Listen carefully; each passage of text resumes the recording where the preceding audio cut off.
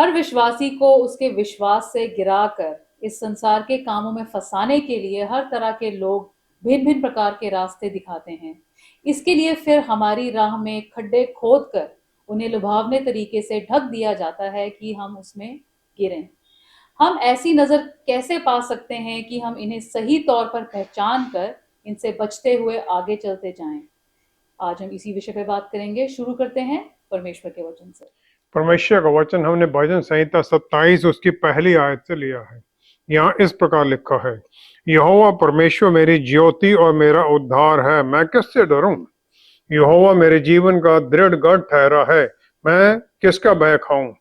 जब कुकर्मियों ने जो मुझे सताते और मुझी से बैर रखते थे, मुझे खा डालने के लिए मुझ पर चढ़ाई की, तब वे ही ठोकर खाकर गिर पड़े। चाहे सेना भी मेरे विरुद्ध छावनी डाले तो भी मैं न डरूंगा। वह मेरे विरुद्ध लड़ाई चाहे मेरे विरुद्ध लड़ाई ठन जाए, उस दिशा में भी हिम्मत बांधे निश्चित रहूंगा। एक वर मैंने यहोवा से मांगा है, उसी के यत्न में लगा रहूंगा कि मैं जीवन भर यहोवा के भवन में रहने पाऊं, जैसे यहोवा की मनोहरता पर दृष्टि लगाए रहूं और उसके मंदिर में ध्यान किया करूं। परमेश्वर के वचन को पढ़े और सुने जाने से आशीष हो। आमीन। राजा दाऊद परमेश्वर के मन का इंसान होते हुए भी इस प्रकार मुसीबतों में क्यों फंसते चले गए? हम देखते हैं हर दिन अखबारों में खबर आती है, डिजिटल अरेस्ट, कि तुम्हें अरेस्ट कर लिया गया है। जहां लोग कॉल करते हैं कि हम सीबीआई से ऐसी की ऑर्गेनाइजेशन बोल रहे हैं, जो जिसे कॉल की गई है उसे ब्लेम करते हैं कि तुमने या तुम्हारे बेटे ने या किसी नजदीकी ने कुछ जुर्म किया है जिसके लिए उसे अरेस्ट कर लिया गया है, और बेल के लिए पैसे मांगे जाते हैं। और जो ये क्रिमिनल गैंग है वो उनके बैंक से सब कुछ लूट लेते हैं। जो इनोसेंट आदमी होता है उसे बताया जाता तुम्हें अरेस्ट कर लिया गया है, या फिर अगर तुम बाहर निकलोगे तो तुम फंस जाओगे। या दूसरी तरह होता है कि उन्हें किसी काम में पैसे लगाने के लिए बताया जाता है, जिसमें कि उन्हें तरह तरह के लुभावने वायदे किए जाते हैं, तुम्हारे पैसे डबल हो जाएंगे। और उन्हें डर भी ये डर में और ग्रीड में, लालच में फंसा लिया जाता है। एक वार्निंग दी जाती है, किसी और से बात मत करना, नहीं तो तुम्हारी जो ये आशीष है, जो तुम्हें ये मिलना है, ये फंस जाएगा, या उसे भी फंसा लिया जाएगा अगर कोई क्राइम है। और फिर जो पैसे मांगे जाते हैं बेल के लिए या इन्वेस्टमेंट के लिए, उन अकाउंट से निकल जाते हैं। और तरह तरह के ये तरीके लोगों ने ढूंढ लिए हैं, जो कि इंटरनेट की सीक्रेसी के पीछे छुपे हुए होते हैं, चाहे वो आपके साथ वाले घर से ही काम कर रहे हों आपके पकड़ने के लिए। बस हमें इस पर ध्यान देना, बचे रहना है। स्वर्ग में परमेश्वर ने मधुर संगीत बनाया ताकि आराधना के द्वारा उनके साथ जुड़ा जा सके, और धरती पर भी एक दूसरे के साथ और परमेश्वर के साथ नजदीकी रिश्ते बने। ये कभी भी म्यूजिक के द्वारा किसी एक की महिमा के लिए नहीं था। और जिसे ये सबसे जो गुण दिया गया था स्वर्ग में, लूसीफर, उसने अपनी महिमा के लिए उसे इस्तेमाल कोशिश करने की कोशिश की। वायलेंस, दुष्टता और जो सेंशुअस प्लेजर्स है, शारीरिक जो खुशियां हैं, वो प्राप्त करने की कोशिश की। और परमेश्वर ने जब बनाया सब कुछ, हर स्टेज पर हर दिन के अंत में उन्होंने देखा और कहा ये अच्छा है। उत्पत्ति पहला अध्याय 31 आयत में उन्होंने देखा जो सब कुछ पूरा हो गया, इंसान बन गया, तब उन्होंने फिर देखा, उन्होंने देखा Indeed it was very good, बहुत अच्छा था। और उस परफेक्शन में परमेश्वर ने फिर एक ओसिस बना दिया, एक जगह बना दी जो स्वर्ग धरती पर उतार दिया, अदन बाग, जिसमें उनकी आशीषों की अद्भुत वर्षा। और उन्होंने वहां पर इंसान को रख दिया जहां पर उसकी हर जरूरत को पूरा किया गया था। उत्पत्ति 2 की 18 में परमेश्वर ने देखा उस पूरी क्रिएशन में एक ही कमी थी, और वो कि इंसान अकेला है। और फिर उन्होंने उसे भी ठीक कर दिया, औरत को उससे अलग कर दिया और उसका साथी बना दिया। लेकिन हैकर, जो चीफ हैकर था, जो कि वो सिस्टम को हैक कर लेता, सिस्टम को जो पकड़ लेता है, उसने स्वर्ग में भी यही करने की कोशिश की थी कि परमेश्वर से उनकी महिमा को चुराए। और यहाँ पर धरती पर भी उसने वही किया कि यहाँ पर भी वो चुराने की कोशिश करे। स्वर्ग से उसे धरती पर उतार दिया गया, फेंक दिया गया पनिशमेंट के तौर पर। और यहाँ पर उसने परमेश्वर की हजूरी को ही दूर करने की कोशिश की और लोगों को उनसे दूर करने की कोशिश की, ताकि परमेश्वर और जो उन्होंने बनाया उन सब से रिश्ता खत्म हो जाए, ताकि परमेश्वर के जो कायदे कानून बनाए उन्होंने क्रिएशन में, उनकी अवज्ञा हो जाए। तो उसके लिए उसने फिर उत्पत्ति 3 अध्याय 5वीं आयत में जो उसने एक रिवॉर्ड ऑफर कर दिया टेम्पटेशन के द्वारा ईव को, हवा को, उसने कह दिया कि तुम्हारी आंखें खुल जाएंगी, आत्मिक आंखें, शारीरिक आंखें, जिसके द्वारा तुम अच्छे और बुरे का ज्ञान प्राप्त कर लोगे और तुम परमेश्वर के तुल्य हो जाओगे, परमेश्वर के तुल्य हो जाना। और ये इसके साथ ये था कि तुम्हें आजादी मिल जाएगी, परमेश्वर के रूल से तुम आजाद हो जाओगे। और फिर उसका जो रिजल्ट था वो ये था कि जो परमेश्वर ने सब कुछ दिया था, उनके सब बहुतायत दी गई थी, वो सब उनसे छिन गया।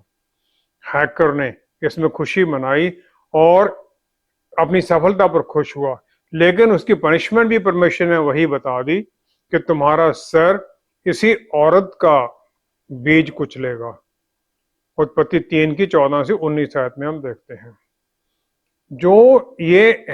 जो बीज था इस हैकिंग का, जो इसका जो असर हुआ वो गहराई में चला गया और इंसान के अंदर जो बुराई आ गई। अब परमेश्वर ने फाइनली इतनी बुराई हो गई कि उन्होंने देखा मनुष्य को बनाने से पछताए। परमेश्वर ये नहीं को पछताने लगे ये मैंने क्या कर दिया, लेकिन उनमें दुख हुआ कि ये क्या कर दिया इन्होंने। उत्पत्ति 6 अध्याय 6 आयत में। और इसमें परमेश्वर ये नहीं कि उनको बड़ा सरप्राइज होगा कि अरे ये क्या मैंने कर दिया, उन्हें सब पता था ये होना है, लेकिन जब हो गया तब भी उन्हें दुख हुआ। उन्होंने हर चीज को पूरे बुद्धिमता विजडम से बनाया, और जो उनकी बुद्धिमता है वो इनफिनाइट, उसका कोई अंत नहीं है, और क्रिएशन से पहले उन्हें सब पता था। और उन्होंने जो जो गिरावट थी उसको नष्ट किए बिना उसे ठीक करने का रास्ता भी निकाल रखा था, और उसके लिए उन्होंने अपने चुने हुए लोगों को भेजा धरती पर, जिनके सामने फिर वही हैकर शैतानी ताकतें अद्भुत तरीके से उनकी ऑपोजिशन करने लगी, जो कि अंधेरे की और बुराई की ताकतें हैं। और जब कोई बड़ी आशीष परमेश्वर देना चाहते हैं तो फिर वो और भी एक्टिव होकर उनकी अपोजिशन करते हैं। मूसा परमेश्वर की हजूरी में था उस पर्वत के ऊपर 40 दिन और 40 रात, जबकि उन्हें वो 5 किताबें टोरा परमेश्वर ने दी उसे, और 10 आज्ञाएं लिख कर दी। निर्गमन 32 की 4 आयत में अब जो लोग थे उन्होंने हारून, जो कि मूसा का भाई था, उसे उन्होंने कह दिया अरे मूसा पता नहीं क्या हुआ उसको, तुम हमारे लिए एक परमेश्वर बनाओ जो हमारे साथ आगे चले। और सोने का बछड़ा बना दिया और उन्होंने उसकी आराधना की। मूसा ने जब परमेश्वर ने नीचे भेज दिया उसे, जो उसे ओरिजिनल वो 10 आज्ञाएं लिखकर टैबलेट दी थी, उसने वो तोड़ दी। उन्हें परमेश्वर ने बनाया था, परमेश्वर ने उन पर लिखा था, वो नष्ट हो गया। और उसके बाद में फिर मूसा दोबारा गया, फिर 40 दिन, लेकिन अब जो वो गया टैबलेट जो थी वो खुद यहां से बना के लेके गया, जिस पर परमेश्वर ने लिख दिया। दाऊद को शमूएल ने मसा कर दिया राजा के तौर पर, परमेश्वर का चुना हुआ। उसने गोलियत जो कि दैत्य था उसे मार डाला, हालांकि वो एक टीनेजर था, 15, 16, 17 साल की उसकी उम्र थी। लेकिन राजा सौल उससे ईर्ष्या में भर गया और उसे मारने के लिए उसने अनेक प्रयत्न किए, लेकिन फेल हो गया। इन सब के बाद जब शैतान फेल हो गया सौल के थ्रू काम करते हुए, तो राजा फिर दाऊद बन गया और बहुत सक्सेसफुल राजा बना इजराइल का। दूसरा शमूएल 7वां अध्याय 12 से 17 आयत में। अब प्रॉफिट नादन नबी थे, उन्होंने परमेश्वर की आशीष दाऊद को दे दी, जो उस समय का राजा था, कि बहुत अद्भुत आशीष। उन्होंने कहा तेरा घराना और तेरा राज्य मेरे सामने सदा अटल बना रहेगा, तेरी गद्दी सदैव बनी रहेगी, your throne shall be established forever. प्रभु यीशु दाऊद के घराने से हैं, उन्हें दाऊद का पुत्र कहा जाता है। यूसुफ भी दाऊद के घराने से था, मरियम भी जीनियोलॉजिकल दाऊद के घराने से थी। हालांकि यूसुफ का प्रभु यीशु से कोई बायोलॉजिकल रिश्ता नहीं है। जो अद्भुत ऊंचाइयों पर उठने वाले होते हैं उनके जीवन में इस प्रकार अपोजिशन आती ही आती है, क्योंकि वो शैतानी ताकतें अपना पूरा जोर लगा देती ताकि ये किसी ना किसी तरह ठोकर खाकर गिरें। दाऊद बार बार गिरता रहा, लेकिन हर बार उसने तौबा की, क्षमा मांगी, उठा और अपनी जो आज्ञाकारिता की और सबमिशन की जो जो जीवन था उसे फिर शुरू कर दिया उसने। उसकी जो सफलता थी इसमें नहीं थी कि वो गिरता था, इसमें था कि वो गिरकर उठता था, अपनी गलती को मानता था और उसे सुधारता था, उसे तौबा करता था ताकि उससे बचकर आगे बढ़ा जाए। बार बार वो परमेश्वर की तरफ मुड़ जाता था और परमेश्वर हर बार उसे माफ करते, और इसी प्रकार आज भी परमेश्वर माफ करते हैं जब वो उनकी तरफ मुड़ते हैं, और ऐसे लोगों को परमेश्वर आगे बढ़ने में सहायता करते हैं ताकि जो उनके लिए निश्चित किया गया है जीवन में उसे वो सब प्राप्त कर सके। परमेश्वर हर तरह से हमें आशीषित करना चाहते हैं अगर हम उसमें बढ़कर उन आशीषों को पाने के लिए तैयार हों, उनकी अधीनगी में चले। क्या हम इन पाप के खड्डों में गिरने से बच सकते हैं और गिरकर निकल कैसे सकते हैं? हम सबसे पहले धरती पर जो पहला पाप हुआ उसके कारण को जानने की कुछ देखते हैं। उत्पत्ति 2 अध्याय 8 से 15 तक। अदन बाग में परमेश्वर ने हर तरह के पेड़ लगाए जिसमें तरह तरह के फल थे, और फिर वहां पर आदम और ईव को उन्होंने रख दिया। हर चीज पर उन्हें अधिकार दे दिया। सोना, चांदी, अद्भुत तरह के कीमती पत्थर, हर तरह के खजाने वहां अदन बाग में थे।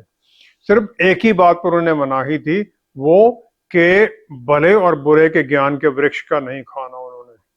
शैतान ने उनका जो ध्यान था वो सब हजारों पेड़, हजारों चीजें जो मिली हुई थी उनसे भटका दिया, एक चीज पर मोड़ दिया कि तुम्हें ये नहीं दिया गया है। और वो इतने उससे प्रभावित हो गए उसके झूठ से कि वो सब कुछ परमेश्वर की जो अच्छाई भलाई थी वो सब भूल गए और पाप कर दिया। एक यहूदी को बचपन से ही सिखाया जाता है 2 चीजें। पहला है धन्यवाद की प्रार्थना करना और दूसरा है क्षमा। क्षमा, परमेश्वर से प्यार करना पूरे तन मन से, और अपने बिस्तर से भी उठते नहीं है धन्यवाद किए बिना। धन्यवाद कि आपने एक नया दिन दिया है, मैं जिंदा हूं। और फिर वो गिनते बोलते मैं मुझे ये सब कुछ मिला हुआ है, घर मिला हो, परिवार, सब कुछ मिला हुआ है। और हम जब इसको शुरू करना चाहें धन्यवाद की प्रार्थना को, तो पहले 5 चीजें अपने जीवन में चुन लें कि ये 5 के लिए तो मैं करूंगा। मैं जिंदा हूं, एक घर मिला हुआ है, एक परिवार है जो मुझसे प्यार करता है, मुझे सब कुछ सहूलतें मिली हुई हैं। और ये सब इस प्रकार 5 के लिए हम धन्यवाद करना शुरू करें और फिर उससे आगे बढ़ते जाएं। भजन संहिता 118 की 24 में राजा दाऊद ने यह कह दिया, आज वह दिन है जो यहोवा ने बनाया है, हम इसमें मगन और आनंदित हों। Let us rejoice and be glad in it. और ये है कि हम यहाँ पर आज हैं, इस दिन को देख रहे हैं। हाँ, यहाँ परेशानियां हैं, फिर भी हम आनंदित हैं। बहुत लोग हैं जो हर पल बस शिकायतें ही करते रहते हैं, और ये कि हमारे पास ये नहीं है, और चारों तरफ नेगेटिविटी फैलाते रहते हैं। पहला थिस्सलुनीकियों 5वां अध्याय 18वीं आयत में परमेश्वर की आज्ञा है प्रभु यीशु में कि हर बात में धन्यवाद दो। कि धन्यवाद देना सिर्फ खुशियों में नहीं है बल्कि हर परिस्थिति में धन्यवाद के लिए है। और ये नहीं कि हम इस जो अब खुशी होगी तब धन्यवाद करेंगे, दुख का तो नहीं करेंगे। ये धन्यवाद करने के द्वारा जो शैतानी ताकतें वो थकने लग जाती हैं, क्योंकि हमारी तरफ वो सब कुछ लेके आती हैं। वो थकते पीछे हटते हैं और परमेश्वर की आशीषें हमारी परिस्थिति में आ जाती हैं, हमसे निकलने में सहायता करती हैं। हमें यहाँ पर परमेश्वर ने छोड़ा है, जो शैतान ने वो सिस्टम हैक कर दिया, पाप यहाँ ले आया है, उसे हमने बदलने में परमेश्वर के साथ काम करना है और शैतानी ताकतों का सामना करना है बगैर किसी शिकायत के, दूसरों की सहायता करते हुए उन्हें ऊपर उठने में। एक जगह पर कुछ लड़के बास्केटबॉल की गेम खेल रहे थे, उनमें से एक को अच्छा सुनता नहीं था। क्लियर, जब बॉल उसे पास की गई उसने जमीन पर रखी और किक कर दिया जो अपोनेंट टीम थी उसके तरफ, और वो खुश हुआ कि उसने गोल कर दिया है। उसके साथी उससे क्रोधित हो गए। उसने सोचा बड़ी खुशी का काम किया है, लेकिन उसे ये पता ही नहीं था कि हम गेम कौन सी खेल रहे हैं। क्या हम वो गेम खेल रहे हैं जो परमेश्वर ने हमें यहाँ खेलने के लिए भेजा है, या हम अपनी गेम खेलने की कोशिश कर रहे हैं? प्रभु यीशु ने मत्ती 28 की 19-20 में पहले कमांड दी कि जाओ चेले बनाओ, फिर वायदा किया, देखो मैं इस युग के अंत तक तुम्हारे साथ हूँ, मैं तुम्हारे साथ हूँ और तुम काम करो।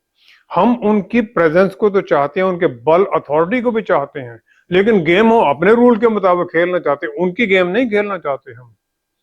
हमें जरूरत है कि हम उनकी इच्छा के अधीन हो जाएं, हर दिन सवेरे, और हर दिन फिर हम वही प्रार्थना करें जैसे प्रभु यीशु ने सिखाया है, हे पिता जैसे आपकी इच्छा स्वर्ग में पूरी होती है धरती पर भी हो, मत्ती 6 की 10वीं आयत में। उनकी इच्छा बदलती नहीं है परिस्थितियों के अनुसार, इच्छा उनकी वही है।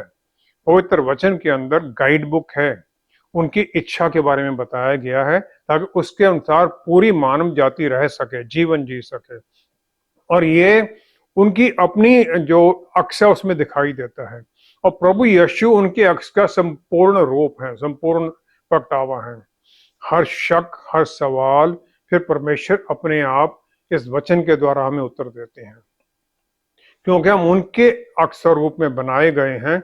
तो उनकी जो अक्स हमें दूसरों पर ज़ाहिर करना है, जो परमेश्वर के पुत्र में ज़ाहिर हुआ हमारे अंदर भी वो ज़ाहिर होना चाहिए। प्रभु यीशु को धरती पर आने से पहले पता था कि उनके साथ क्या क्या होना है, उन्होंने कोई शिकायत नहीं की, फिर भी उन्होंने जो हमें सिखाया वही उन्होंने ही प्रार्थना कर दी गतमनी बाग में, मेरी इच्छा नहीं आप ही की इच्छा पूरी हो। लूका 22 की 42 आयत में परमेश्वर ने बॉल को किक कर दिया ताकि वो लाइन में ले आए उनकी प्लान के अनुसार, लेकिन हम अपनी गेम खेल रहे हैं, मेरी परफेक्ट जीवन मेरा। हम चाहते हैं परफेक्ट सेहत, परफेक्ट धन दौलत, परफेक्ट मैरिज, परफेक्ट काम, हर तरह का परफेक्शन हमारे जीवन में, हम ये चाहते हैं मेरा परफेक्ट जीवन, हम ये गेम खेल रहे हैं। जब परमेश्वर उस गेम को अपनी तरफ लेके जाते हैं तो हम गुस्से में आ जाते हैं, शिकायत करते हैं। परमेश्वर की गेम है my perfect story, perfect story. ये स्टोरी उनकी लिखी हुई है, डायरेक्ट वही कर रहे हैं, कंट्रोल वही कर रहे हैं, और हम इस स्टेज पर उनकी उस स्टोरी में एक्टर हैं, जिन्हें दुख भी सहने हैं, ट्रेजेडी का भी सामना करना है, आनंदित भी होना है, जीत में भी चलना, सब कुछ पाना है। कोई भी हमारा रोल इस धरती पर नहीं खेल सकता है, परमेश्वर की इस गेम में हमें ही खेलना है, और ना ही हम अपनी गेम को अपने तरीके से खेल सकते हैं। जब हम उनकी अधीनगी में आ जाते हैं तो सब कुछ हमारे सामने फोकस होने लग जाता है, फिर हमारे लिए कहना आसान हो जाता है, परमेश्वर मेरी नहीं आपकी इच्छा पूरी हो। परमेश्वर चाहते हैं कि हम हीरो हों किसी दूसरे के जीवन के लिए, हम उसे बल दें ताकि फिर परमेश्वर का हाथ हमारे ऊपर काम करे, गाइड करते हुए, हमें बल देते हुए उसके जीवन में बदलाव लाने के लिए, ताकि जो हमारी स्टोरी है एक अच्छे मकसद के लिए, परमेश्वर के मकसद की तरफ चले। राजा दाऊद का पुत्र था एब्सलोम, उसने रेबेलियन कर दिया राजा दाऊद के खिलाफ, और राजा दाऊद को वहां से भागना पड़ा।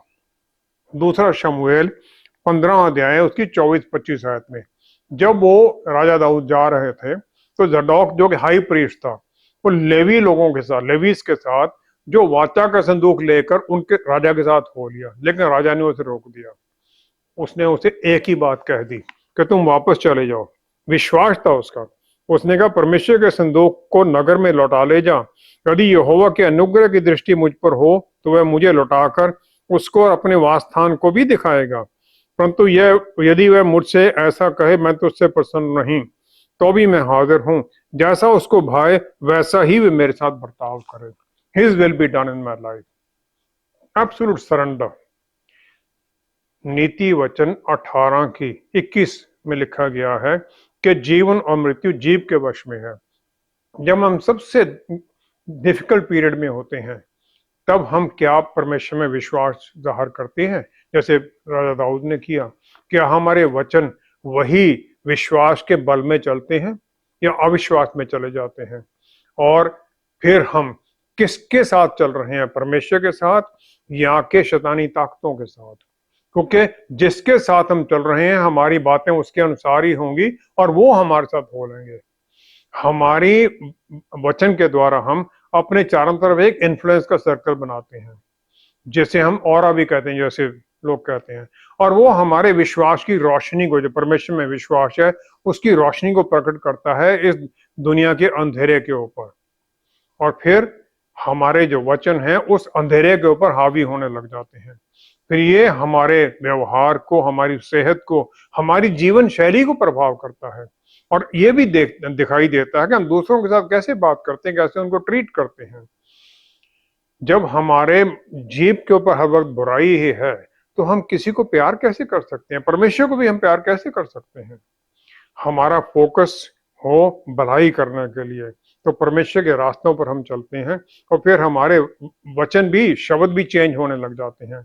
हमारे वचन फिर हमें या तो खड्डे में गिराते हैं, या हमें प्रभु यीशु की बाहों में पहुंचा देते हैं कि हम चुनते हैं क्या हमने करना है। और खड्डे से, उस अंधेरे के खड्डे से निकलना सिर्फ एक ही तरीका है कि हर दिन हम मजबूती से प्रयत्न करें, परमेश्वर की आज्ञाकारिता में चलें, वचन के अनुसार चलें। फिर हम गिरेंगे तो जरूर, लेकिन परमेश्वर हमारी आवाज को सुनकर उसमें से हमें निकालेंगे अपने बल के द्वारा, और हमें उनके रास्तों में चलने में सहायता करेंगे। इस संसार में चारों ओर अंधेरा होने के कारण हम गिर सकते हैं, तो उस परिस्थिति में हमें क्या करना चाहिए कि हम जल्दी से निकल सकें? मत्ती 14 की 23 से 32 में हम देखते हैं पूरी रात चेले जो स्टॉर्म थी उसका सामना करते रहे और किश्ती में लगे हुए थे। और फिर प्रभु यीशु पानी पर चलकर उनको बचाने के लिए आ गए। जब उन्होंने उन्हें पानी पर देखा तो वो डर गए, उन्होंने सोचा कि भूत है। लेकिन जब प्रभु यीशु ने अपने आप को जाहिर किया तो पतरस रसूल ने उनसे आज्ञा मांगी कि प्रभु आप हो तो मैं पानी पर आ जाऊं। और इम्पॉसिबल है पानी पर चलना किसी इंसान के लिए, लेकिन पतरस रसूल चल पड़े। फिर उन्होंने इधर उधर देखा और उनका प्रभु यीशु से ध्यान हट गया, और जो पावर कनेक्शन बना हुआ था उनके साथ ध्यान से, वो कट गया और एकदम पानी में नीचे डुबकी लग गई। और उन्होंने एकदम चिल्लाकर कहा, प्रभु मुझे बचाओ। और प्रभु यीशु ने एकदम हाथ बढ़ाया और उसे बाहर बढ़ाकर उसे थाम लिया और बाहर निकाल लिया। जब हम प्रभु यीशु पर ध्यान केंद्रित करके रखते हैं तो वो हर तरह के तूफानों को शांत करने लग जाते हैं। और जो भी कुछ होता है हमारे जीवन में उसका कुछ ना कुछ पर्पस जरूर है। जब हम खड्डे में होते हैं तो परमेश्वर से हम प्रार्थना करें कि हमें बताइए किस गलती के कारण हम गिरे हैं, और हमें ये सिखाइए इसमें से हमें क्या सीखना है, ताकि इसमें हम सीख कर दोबारा ना गिरें। और फिर हम परमेश्वर से प्रार्थना करें निकलने के लिए। तो मत्ती 14 की 31 आयत में प्रभु यीशु ने फिर पतरस रसूल को पानी से निकाल लिया और उसे कह दिया, हे अल्प अल्प विश्वासी, तूने क्यों संदेह किया? संदेह क्यों किया? जब मैं पानी पर चल रहा हूं, तुम चलने लग गए हो, तो शक किस चीज का? लेकिन वो हवा को देखकर डर गया। भजन संहिता 115 की 3 आयत में हम जो भजनकार कहता है हम उसे ध्यान में रखें, क्योंकि भजनकार ने ये कहा, हमारा परमेश्वर तो स्वर्ग में है, उसने जो चाहा वही किया है, सब कुछ उन्होंने बनाया है, उन्हीं के द्वारा सब कुछ स्थिर है, उनका टोटल कंट्रोल है हर चीज के ऊपर जो बनाया गया है। और जो हम हमारे सामने परिस्थितियां हैं उन पर भी उनका कंट्रोल है। जब हम विश्वास में ये पूरी तरह बोलते हैं, उनकी तरफ देखते हैं, तो हमारी तरफ जो तूफान आते हैं वो भी शांत होने लग जाते हैं और हमारा विश्वास मजबूत होता जाता है। अगर हम तूफानों को देखते हैं हमारा विश्वास कमजोर होने लग जाता है। दूसरा राजा 6 अध्याय उसकी 14 आयत में राजा सीरिया का, उसने एक लार्ज फौज टुकड़ी को भेज दिया फौज की एलीशा नबी को पकड़ने के लिए सामरिया के इलाके में। गेहाजी जो एलीशा का नौकर था उसने सवेरे देखा चारों तरफ सेना ही सेना थी और वो डर गया। लेकिन एलीशा ने उसे कह दिया, मत डर, क्योंकि जो हमारी ओर हैं वह उनसे अधिक हैं जो उनकी ओर हैं। और फिर उन्होंने प्रार्थना कर दी परमेश्वर से कि इसकी आंखें खोलो, और आंखें खुलने पर गेहाजी ने देखा कि एलीशा के चारों ओर का पहाड़ अग्नि में घोड़ों और रथों से भरा हुआ है।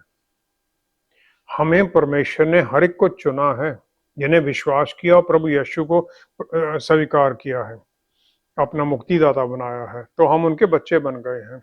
प्रभु यीशु ने कहा, जब हम इस धरती के माता पिता होते हुए अपने बच्चों को तरह तरह की चीजें देने के लिए देते हैं, मत्ती की 7वां अध्याय उसकी 11 आयत में उन्होंने कह दिया, जब हम देने के लिए सक्षम हैं, हम देना चाहते हैं, तो 11 आयत में, जब तुम बुरे होकर अपने बच्चों को अच्छी वस्तुएं देना जानते हो, तो तुम्हारा स्वर्गीय पिता अपने मांगने वालों को अच्छी वस्तुएं क्यों ना देगा? क्यों परमेश्वर में नहीं देंगे? राजा दाऊद शेपर्ड था, चरवाहा था, और फिर वो परमेश्वर को भी एक चरवाहा मानता है अपने लिए। भजन संहिता 23 की पहली आयत में, जो हमारी हर जरूरत को पूरा करते हैं। जब हम अपना रिश्ता परमेश्वर के साथ नजदीकी में हम श्योर हैं, यकीन में होते हैं, तो फिर हम भी चारों तरफ अपने वो अग्नि में रथ और घोड़े, आग के घोड़े लगे हुए देखते हैं, हम सुरक्षा देते हुए। भजन संहिता 34 उसकी 7वीं आयत में राजा दाऊद ने कह दिया कि यहोवा के डरवैयों के चारों ओर उसका दूत छावनी किए हुए उनको बचाता है। अग्नि में रथ, उसका दूत चारों तरफ लग के हमें सुरक्षा देते हैं। एक यहूदी कहानी है 2 फ्रॉक्स के बारे में जो एक खड्डे में गिर गए। एक को सुनाई क्लियर नहीं देता था और फिर वो कोशिश करने लगे उछल उछल के बाहर निकलने के लिए। जो बाहर थे उन्हें बता रहे थे खड्डा बहुत गहरा, तुम निकल नहीं सकते, लेकिन जैसे नहीं सुनता था, जो दूसरा था वो तो बैठ गया दुख में, लेकिन जैसे सुनता नहीं था वो छलांगे मारता रहा। आखिर में एक छलांग से वो बाहर निकल आया और निकलकर जो लोग थे उनका धन्यवाद करने लग गए, जो बाकी फ्रॉग बैठे थे, कि तुमने मुझे एनकरेज किया तो मैं निकल आया। तब उन्होंने बोला कि हम तो तेरे को खड्डे की गहराई के बारे में बता रहे थे कि इसमें से निकलना असंभव है, तुम्हारी एबिलिटी से बाहर है। इसी प्रकार हमारे तरफ भी चारों ओर लोग हमारी तरफ नेगेटिव ओपिनियन लेके आते हैं, जो यहाँ तुम फंस गए हो, इससे निकलना असंभव है, तुम बीमार हो, तुम ठीक हो ही नहीं सकते, दवाइयां जितनी मर्जी खा लो, उल्टी सीधी बातें हमें हम हर सुनाएंगे। जब हम इस प्रकार पानी के नीचे गिर जाते हैं और हम पुकारते हैं, तो प्रभु यीशु का हाथ छोटा आज भी नहीं हुआ है। जैसे उन्होंने पतरस को निकाला, हमें भी निकाल लेते हैं वो। हालांकि इस प्रोसेस में कुछ पानी के, जो कड़वा पानी हमारे मुंह में जाता है तकलीफ में, हम दुख उठाते हैं, लेकिन फिर भी हमें वो निकालते हैं। जब हमारे तरफ तूफान आते हैं तो हमारा बल मजबूत होना चाहिए, जिस प्रकार राजा दाऊद ने कह दिया भजन संहिता 18 की 11 आयत में। उन्होंने कह दिया, उसने अंधियारे को अपने छिपने का स्थान और अपने चारों ओर मेघों के अंधकार और आकाश की काली घटाओं का मंडप बनाया। हमसे छिपना ये नहीं कि हमसे छिपना चाहते हैं, लेकिन वो अपनी पूरी महिमा हम पर जाहिर नहीं करना चाहते, हम नष्ट हो जाएंगे। और जब हम खड्डे के उस अंधेरे में होते हैं तो हमसे सबसे नजदीक हैं, वो अंधेरे में वो हैं हमारे साथ। जब हम उनको पूरे ध्यान से, मन से ढूंढते हैं तो हमें मिलते भी हैं। बस यही सीक्रेट है जीत का, कि हर परिस्थिति में हम उनकी तरफ मुड़े रहें। और फिर हालांकि हमारे ऊपर थोड़े बहुत खरोंचे आएंगी जो परमेश्वर की तरफ से परमिटेड हैं, लेकिन हमें निकाल लेंगे वो, जब हम इस प्रकार उन पर विश्वास करते हैं। फिर हमारी जो हार है वो जीत में बदलने लग जाती है। शैतान ने सोचा प्रभु यीशु को उसने सलीब पर हरा दिया है, आनंदित हुआ होगा, लेकिन प्रभु यीशु जब वहां पहुंचे, उनकी रोशनी से जब वो पूरा अंधेरा खत्म हो गया नरक का, तब उसे पता चला ये परमेश्वर का पुत्र है। हार जीत में प्रभु यीशु बदलते हैं। जब हम उनकी तरफ मुड़ते हैं तो हम भी जीत में आते हैं। आइए हम प्रार्थना करें। पिता परमेश्वर, धन्य है आप हर पल हमारे साथ हैं। आपका ये वायदा है और ये पक्का वायदा है, और हैं भी हमारे साथ। और आपके स्वर्गदूत हमारे चारों तरफ वो अग्नि में रथ और घोड़े लेकर हमारी सुरक्षा के लिए लगे रहते हैं, बस हमें वो दिखाई नहीं देते। हमारी आत्मिक आंखें खोलिए कि हम पवित्र आत्मा परमेश्वर द्वारा आप ही के ऊपर अपनी नजर जमाए रखें, क्योंकि आप ही हैं हमारी हर आशीष के स्रोत, हमारे बल का स्रोत, हमारी सुरक्षा के स्रोत। बस हम आपके वचन में आपके साथ जुड़े रहें। जितने हम इस प्रोग्राम में जुड़े हुए हैं, सबके ऊपर आपका हाथ बना रहे। आपके बल में जिस भी परिस्थिति में हैं हम, आपका हाथ पकड़े, उसमें से निकलें और आपको महिमा दें। पिता परमेश्वर, सब कुछ प्रभु यीशु के पवित्र नाम में मांगते हैं। आमीन, आमीन, आमीन। यहूदी लोग जो हिटलर के समय में कंसंट्रेशन कैंप से किसी तरह बच गए, कभी भी उन लाखों लोगों के उन्हीं कैंप्स में मरने को भूल नहीं पाए। लेकिन सब ने परमेश्वर पर विश्वास किया और जीवन को फिर से शुरू किया। जब हम दुख को ही अपने जीवन का आधार बना लेते हैं, तो ना तो हम उसमें से निकल सकते हैं और ना ही हमारे परिवार के लोगों को निकलने देते हैं। हर दिन जीवन की पुस्तक का एक नया पेज है जिसमें हम अपनी कहानी परमेश्वर की आशीष में लिखते हैं। Thank you so much for watching. See you next time. Stay blessed. Shalom.